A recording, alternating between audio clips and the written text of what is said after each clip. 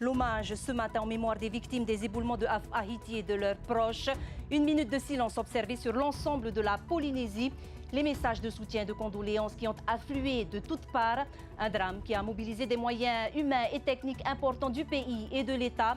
Le président de la Polynésie, Moïté Broderson, est notre invité ce soir. Avec lui, nous ferons également le point sur la prise en charge des habitants évacués et les problématiques liées aux constructions en zone à risque. C'est dans un instant. Et puis, autre événement tragique, la disparition d'un homme de 78 ans à Mahaena. Après plus de 3 heures de recherche, son corps sans vie a été retrouvé ce matin.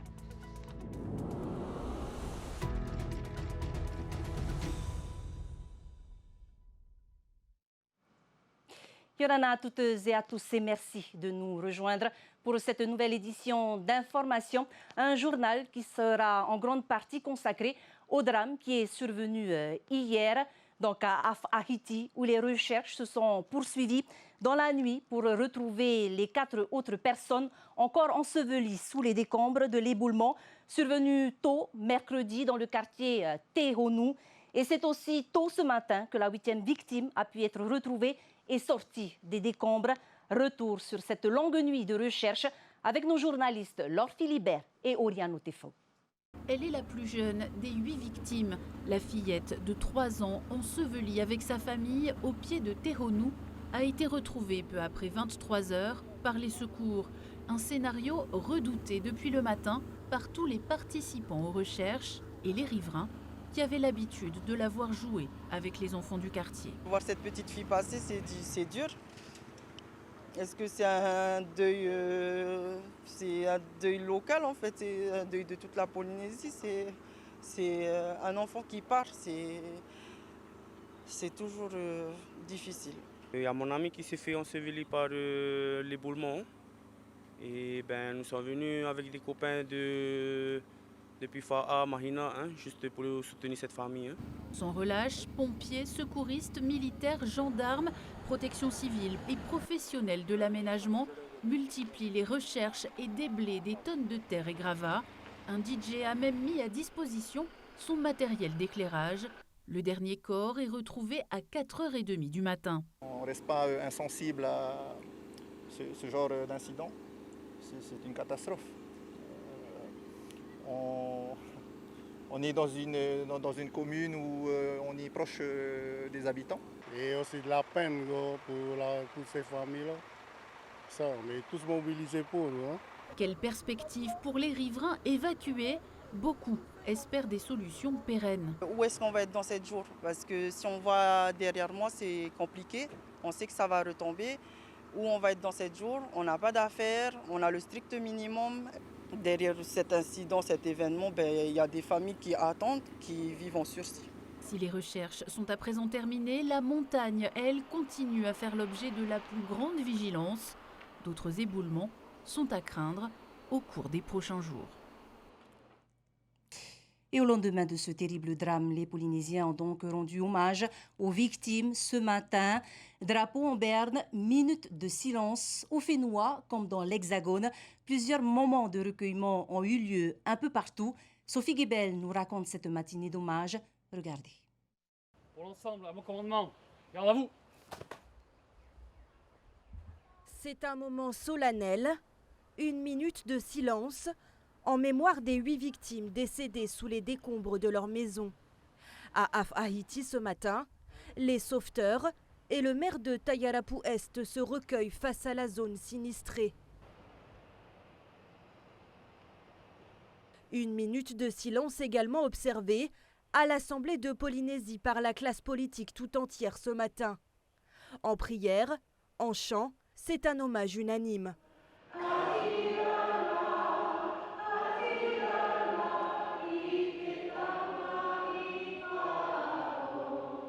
C'est avec beaucoup de tristesse et complètement bouleversé que depuis hier nous suivons l'évolution de ce drame et aujourd'hui la découverte des 8 corps. Donc beaucoup d'empathie pour les familles et surtout en nous souhaitant adresser nos sincères et chaleureuses condoléances à toutes les familles endeuillées. Il faut accorder sa compassion à ces familles touchées, mais sans oublier aussi toutes ces personnes qui ont contribué à ce que cette affaire se résolve rapidement. Au même moment, dans le hall de l'hôpital du Taoné, ce recueillement aussi du personnel soignant. Une minute de silence observée également sur le parvis du Haut-Commissariat, où l'émotion était palpable.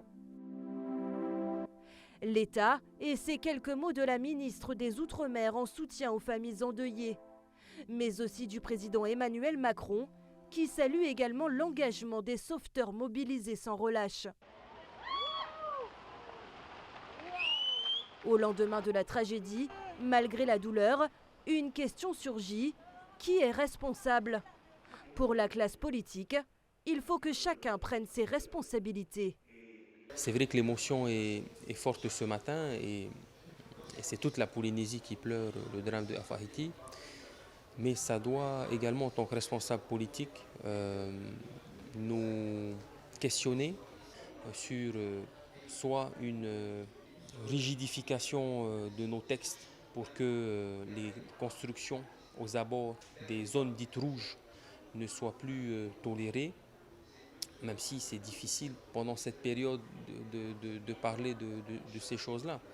Mais je pense qu'on attend aussi des politiques qu'il y ait une réaction sur la situation pour ne plus que ça se produise. Avant de parler de réglementation, il faut se rappeler que Dame Nature, lorsqu'on touche à la Dame Nature, elle a effectivement des réactions qui sont compliquées, qui sont difficiles, qui sont lourdes. Dès qu'il y a eu ce drame sur Af-Ahiti, effectivement, j'ai tout de suite pensé à des travaux de terrassement.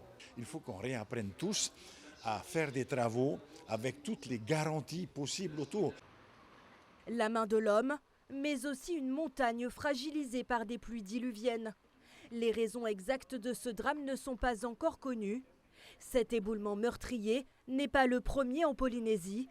Il fait ressurgir de terribles souvenirs, comme ici, à Taha'a, où 8 personnes ont péri dans un éboulement en 98.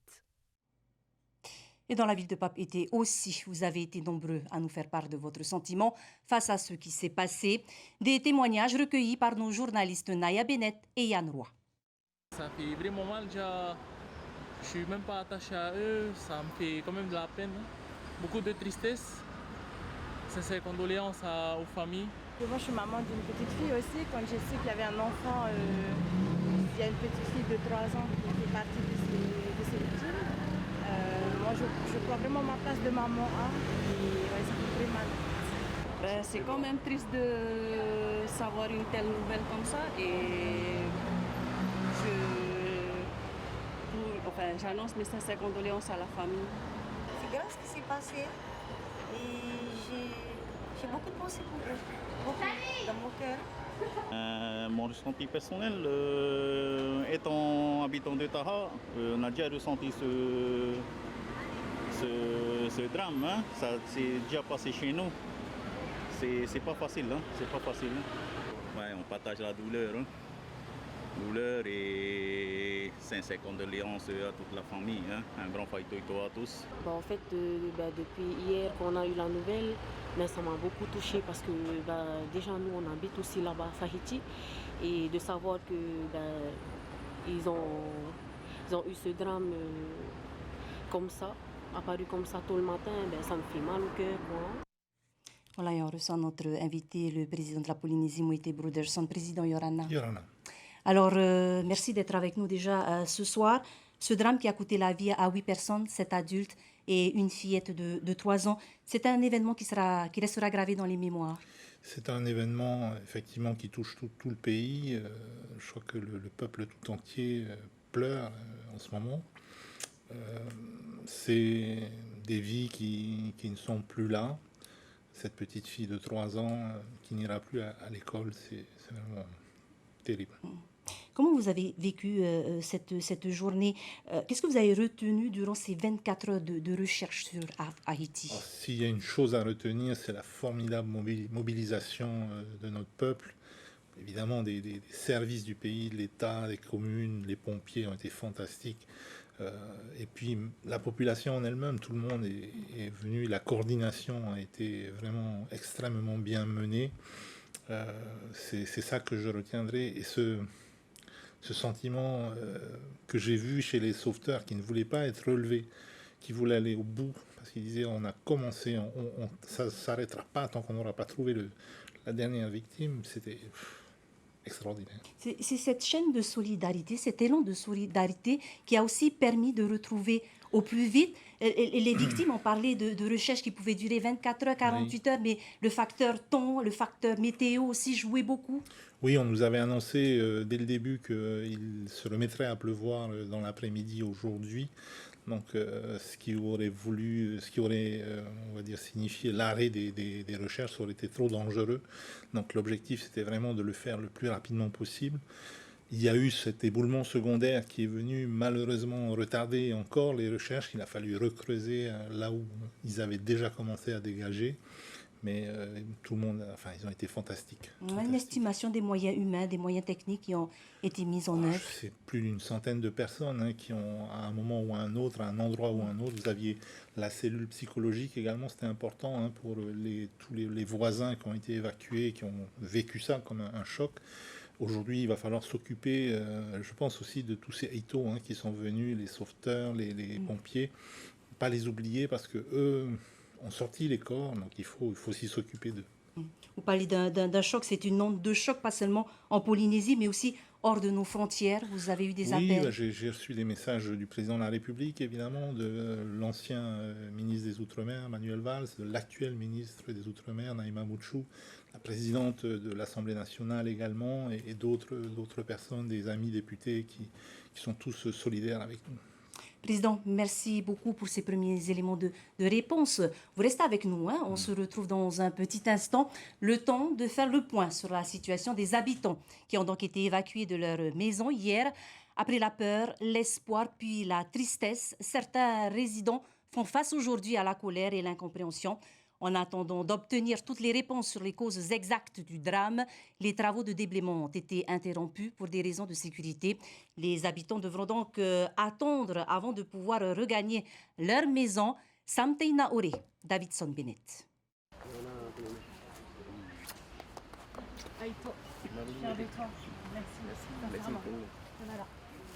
Après 24 heures passées au PC de crise du Haut-Commissariat, Cécile Macarès vient saluer le courage des équipes sur le terrain. Après avoir retrouvé toutes les victimes, il a été décidé de suspendre toute intervention sur le site du drame. Parce qu'il y a encore des risques, notamment de sureffondrement, et donc il n'est pas question d'exposer des intervenants ou de travailler pour aujourd'hui. Le deuxième point, c'est que nous allons constituer dans la journée, en lien avec le poste de commandement, donc interservice du haut-commissaire, avec le pays, une cellule d'experts qui va être renforcée dès cette nuit par 2 experts de Nouvelle-Calédonie, de la DIMING, gouvernement de Nouvelle-Calédonie, et 2 experts métropolitains spécialisés en sauvetage déblaiement avec du matériel spécifique qui, dès demain, vont pouvoir définir les actions et les priorités à mener pour orienter les choix en fait des décideurs et des autorités sur ce qu'il est possible de réinvestir dans ce secteur. Et donc jusqu'à nouvel ordre, sans cette expertise, il n'est pas possible de lancer des actions sur le chantier. Ce délai permettra surtout aux équipes de prendre un peu de repos après 24 heures de travail acharné. C'est pas un travail, c'est pas... J'appellerais plus ça de la solidarité. Je pense que c'est plus ça le mot. Un travail, c'est rémunéré. Nous, on est venu apporter notre aide avec tout notre savoir-faire et surtout le cœur avec. J'ai mobilisé tout mon personnel pour ça, au premier coup de fil. Donc, j'appelle pas ça du travail. Ces paroles dignes cachent surtout la souffrance de n'avoir retrouvé aucun survivant. Une cellule psychologique a été ouverte pour les familles, mais également pour les sauveteurs, dont certains disent être marqués à vie par les images des corps des victimes, notamment d'une enfant de 3 ans. Et parmi les personnes évacuées, Henri Florent Teijo, 15 ans seulement, qui témoigne de ce qu'il a vécu durant cette journée et de sa détresse psychologique. Au micro de Sam Teinaouré et Davidson Bennett, Huanui Atuahiva également. Alors ça a commencé à 5 heures. J'étais dans la maison, on était en train de dormir. Et là, il y avait un gros bruit sourd.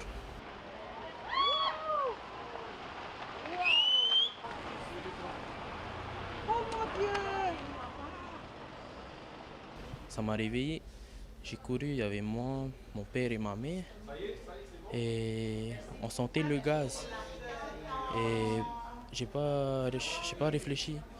J'ai juste pris mon téléphone, j'ai appelé les secours. Et ils sont vite arrivés. Et ensuite, j'ai appelé les gendarmes qui viennent sur les lieux, le constat. Et ça fait mal au cœur de voir une famille partir trop tôt. Hein.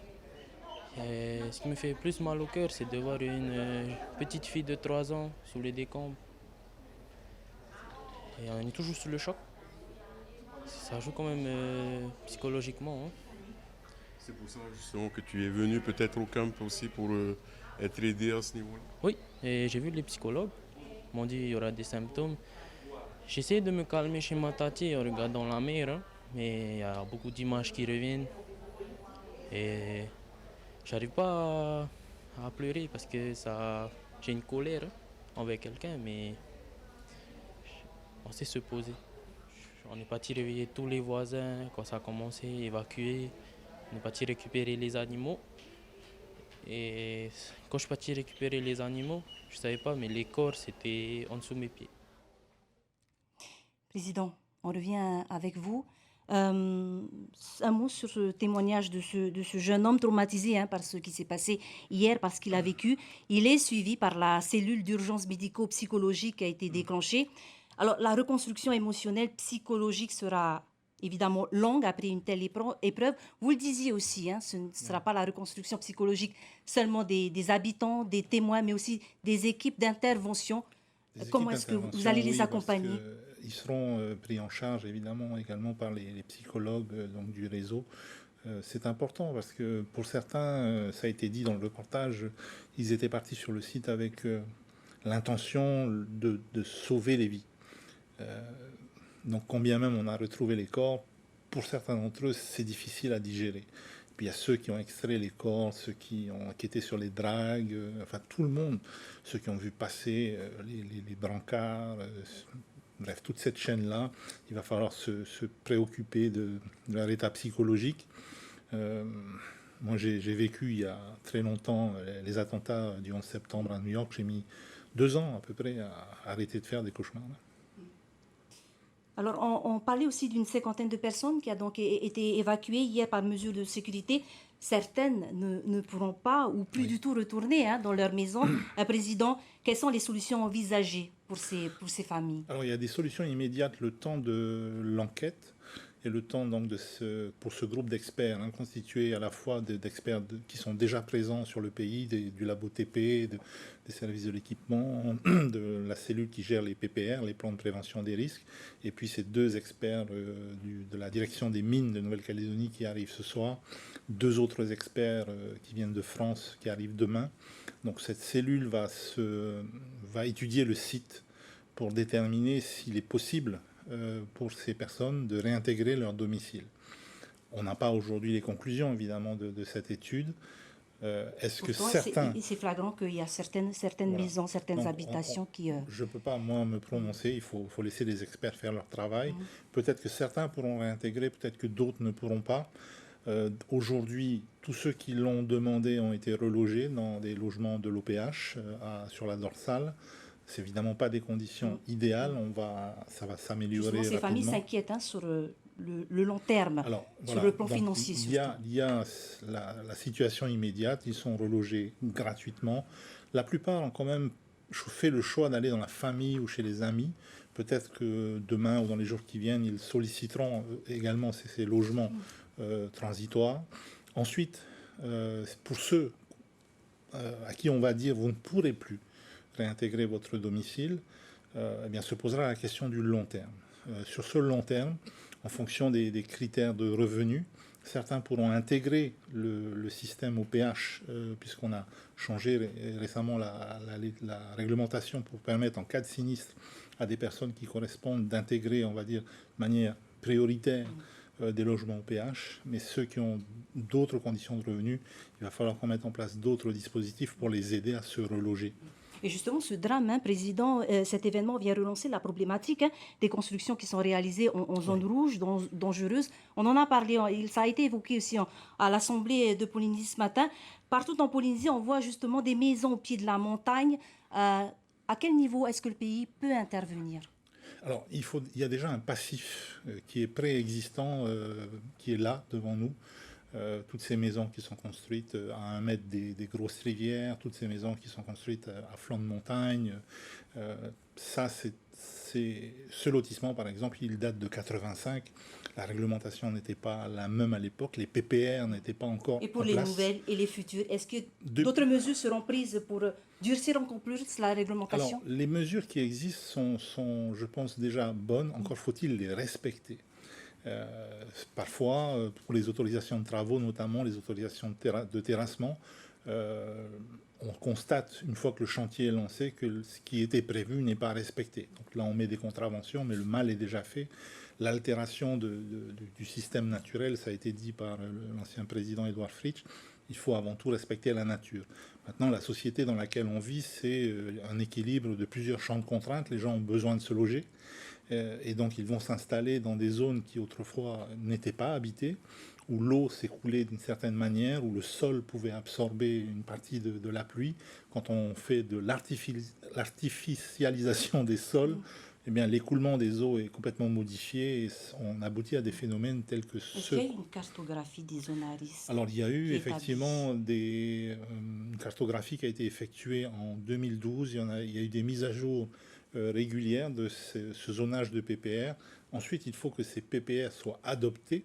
Certaines communes sont réticentes parce que c'est un document contraignant et forcément, ensuite, il faut répondre aux habitants en leur disant tu sais, le seul terrain que tes Tupuna t'ont laissé, tu ne pourras pas construire dessus. C'est pas forcément quelque chose de facile à annoncer aux gens, mais je pense qu'il faut s'astreindre à respecter cette réglementation. Alors, Président, merci beaucoup pour cette intervention. Une soirée œcuménique est prévue pour rendre hommage à toutes ces familles. Samedi, à partir de 18h, donc tout le monde est invité à venir apporter son réconfort. Ça va se passer à Pouéou, à la salle omnisport donc, de l'IGSPF. Et les confessions religieuses seront là, les tawanas seront là. On invite tout le monde à venir. Vous avez un dernier mot à rajouter, peut-être ? Écoutez, c'est juste, encore une fois, les plus sincères condoléances de l'ensemble du gouvernement aux familles qui sont touchées. Et puis, mais également mes plus sincères, mais vraiment sincères remerciements à tous ceux qui sont intervenus. On était encore là-bas hier soir à minuit. On les voyait, les mêmes qu'on avait vus travailler le matin, ils étaient encore là, ils ne voulaient pas être relevés. C'est voilà, extraordinaire. Merci beaucoup, Président Moïté Broderson, d'avoir été avec nous ce soir, Maruru. Voilà, et autre drame également à Mahaena, avec la disparition d'un homme de 78 ans qui a donc tourné au drame. Porté disparu depuis hier après-midi, l'octogénaire a été retrouvé sans vie ce matin aux alentours de 10 heures, après 3 heures de recherche dans une zone montagneuse difficile d'accès. Atteint de la maladie d'Alzheimer, il aurait quitté son domicile pour une simple promenade avant de s'égarer. Pompiers et gendarmes ont mobilisé un important dispositif de recherche dès l'aube. Notre équipe s'est rendue sur place. Regardez. Il est 10h ce jeudi 27 novembre ici à Mahaena. Pompiers et gendarmes viennent de retrouver le corps sans vie d'un octogénaire porté disparu depuis hier en milieu de journée. L'homme n'avait pas regagné son domicile après être sorti. Inquiet de ne plus avoir de ses nouvelles, ses proches ont immédiatement contacté les gendarmes. Ma femme a l'habitude de lui apporter ce qu'il faut. Elle va au magasin et ma femme lui a apporté ce qu'il fallait hier et puis il n'était pas à la maison. Sa femme était descendue en ville, donc on l'a cherché, on ne l'a pas trouvé. Le soir, on ne l'a pas trouvé, donc j'ai appelé les gendarmes pour dire que on cherchait Richard, on ne le trouvait pas. Et ce matin, avec mes ouvriers, les ouvriers de mon fils, on a cherché partout, les pompiers sont venus, les gendarmes sont venus et puis Au bout de 3 heures de recherche, on l'a retrouvé dans un précipice, dans un ravin. Il a dû glisser et s'est cogné de la tête. Selon les proches de la victime, l'octogénaire atteint de la maladie d'Alzheimer aurait pu s'aventurer plus loin que prévu et perdre ses repères dans ce secteur montagneux, particulièrement abrupt. Une hypothèse rapidement privilégiée par les enquêteurs. Tous les ans, j'invite tous les Matahépou à venir prendre un repas avec la commune. Et je me suis étonné qu'il n'est pas présent. Et on m'a prévenu qu'il est malade, il a eu un Alzheimer. Et je me suis étonné aussi ce matin, peut-être c'est par cette maladie qu'il a pris disparu ce matin. Depuis les premières lueurs du jour, un dispositif de recherche avait été déployé, équipe au sol, pompiers, gendarmes et drones. Après 3 heures de battue à fouiller les pentes et les ravins, les secours ont finalement découvert le corps dans un creux isolé de la montagne, non loin de son domicile. Donc on a cherché d'abord du bas et remonter vers le haut. Avec le drone ou avec les moyens humains Moyens humains et en même temps aussi avec le drone qui nous a aidés aussi. Une découverte tragique qui met fin à plusieurs heures d'inquiétude pour la famille et les habitants du secteur. Les premiers éléments laissent penser à un accident, mais une enquête a été ouverte pour déterminer les causes du décès. Voilà, et nous réitérons nos sincères condoléances à toutes ces familles de Haïti touchées par ce drame, mais également à la famille de Mahaena. Et c'est ainsi que se termine ce journal. Merci de l'avoir suivi. Au programme ce soir, votre magazine Moana, suivi de la demi-finale de concours du meilleur pâtissier. On se quitte sur les images de la chaîne de solidarité qui s'est mise en place pour porter secours aux victimes de Haïti. Une mobilisation importante des services de l'État du pays, mais aussi des volontaires. Leur courage que nous avons souhaité saluer. Maruru et Maururu Roa, prenez bien soin de vous et de vos proches. Demain soir, retrouvez à cette même place ma collègue Mika Delattre. D'avance, excellent week-end sur TT Nuit Télévision.